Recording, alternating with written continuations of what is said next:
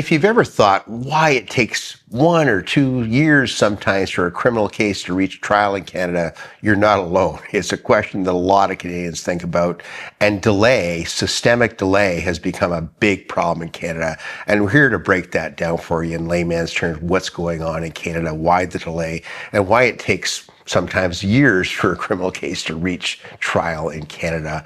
And let me go through the various factors. I probably won't hit all of them, but we'll hit some of them and the important ones.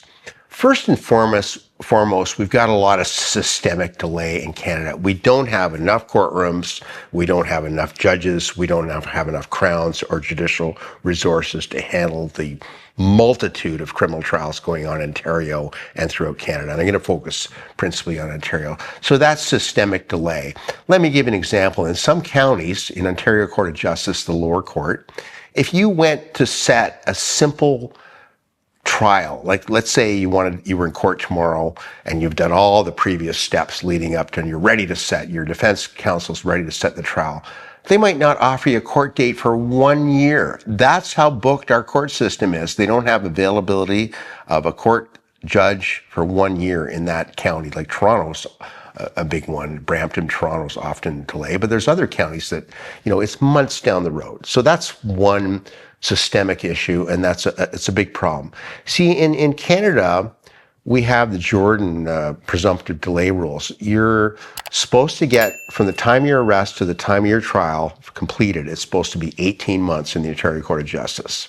But that's a long time. Your trial might be 17 months from the time you're arrested. In the Superior Court of Justice, it's 30 months. Now, there's other reasons. Let's say you're in a complex case. There's disclosure issues. Disclosure doesn't all happen all at once. Disclosure is the police evidence. In our digital age, cases are getting extremely complex. Disclosure can be hundreds, if not thousands of pieces of paper and electronics. It takes time. So what happens if you have a first court appearance and the matter goes over, there's missing disclosure, the matter goes over for meetings with the Crown, the matter goes over again and again and again for judicial pretrials, and it just gets so complex. I read a study that the median, that's 50% more, 50% less, number of simple court appearances before a case is ready to get even set for trial is 5. Bear in mind, between court appearances can be weeks and sometimes months. So already you're into huge delay just getting all the case management steps getting ready to set for trial. And those steps, I've gone over in other videos, but your defense lawyer has to get disclosure. They have to meet with you. They have to get most, if not all, of the disclosure before they're ready to meet with the Crown. They've got to start negotiations with the Crown then, which if you book that in some counties, it takes a long time. There's not enough Crowns.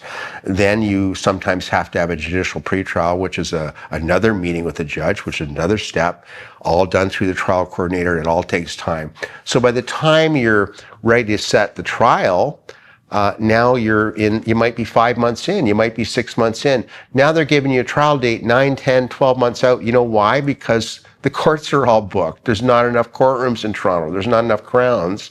Okay, so those are some reasons. Those are systemic delay. It does take steps. And cases are becoming increasingly complex. There's been a lot of changes to the criminal code. And in recent years, now when we have digital evidence, there's all these pretrial motions that we got to do. You got to book those too. It might take a week on a complex case. That's going to be months down the road. You can't even have the trial till those are completed. And that's adding a whole layer of complexity to the whole situation. If you take a big case, you take a murder case or aggravated assault case or say a sexual assault case involving a youth that's indictable, you're also entitled to a preliminary hearing. Well, that's in the Ontario Court of Justice. By the time you're ready to set that, after you've done all the little case management steps, that's months down the road. Oh, Mr. Kruse, we can't offer you a date till 9 months out. That's not even the trial date. That's just an evidentiary hearing. Now we're going after that. It gets committed to trial. You're into the Superior Court of Justice. Now they're backlogged in Toronto and other counties. I mean, a lot of the counties are backlogged, and you're looking at a trial 2 years out by the time you get there. So there's all sorts of reasons going on. There's witness availability. There's scheduling. There's trying to coordinate police witness schedules with defense counsel, with Crowns. increasing complexity. I can tell you, criminal law, since I started practicing in 1989 as a Crown, I became defense counsel in 93, has become very complex. There's all sorts of more charter applications, there's more written materials, there's more layers of bureaucracy. They're trying to improve the system. They're trying to get more judges. We're crying for more Superior Court judges, for example, but there's still a backlog. I'm amazed at the states. I look at many states, they seem to get their trials done so much quicker, and it's amazing to me. They obviously have more judges and more resources than we do, and we're crying about it and for valid reason. Now we're getting, cases are getting thrown out for delay. The Crown, if we're beyond those presumptive guidelines of 18 months, assuming the defense didn't cause the delay, cases can get stayed under the Jordan rules, and a defense counsel brings delay applications. And sometimes the Crown's in a quandary because if they've got a trial date set with 3 matters on it. By the way, they overbook courts too. They stack different trials on one day. You can't reach all these trials on one day. So 3 defense counsels show up, all with a trial. The Crown has to decide which case is going to proceed. Should one be thrown out for delay? It's a crazy system here in Ontario, I'm telling you, and it's remarkable, and it's just gotten worse over the years. I know they're trying to make improvements. We're crying for judges, we're crying for crowns, we're crying for resources. And don't get me wrong, some defense counsel cause delays too. I mean, some defense counsels sit in their hands too long, but that type of delay doesn't help the accused. I mean, when it's defense counsel delay, that 18 months doesn't contribute to that. Like, for example, if a defense counsel is handling a case and they're sitting on their hands for 5 months, well, that's not part of the 18-month equation. That happens too. I don't mean to absolve defense counsel, but the principal problem in Ontario right now is a lack of courtrooms and a lack of judges, complexity of cases, pretrial motions, changing the law, just digital evidence. It's become a crazy thing, and I don't know what the solution is other than, attributing more resources to the criminal justice system, because we hate to see a murder case get thrown out or a sexual assault case for Section 11B delay.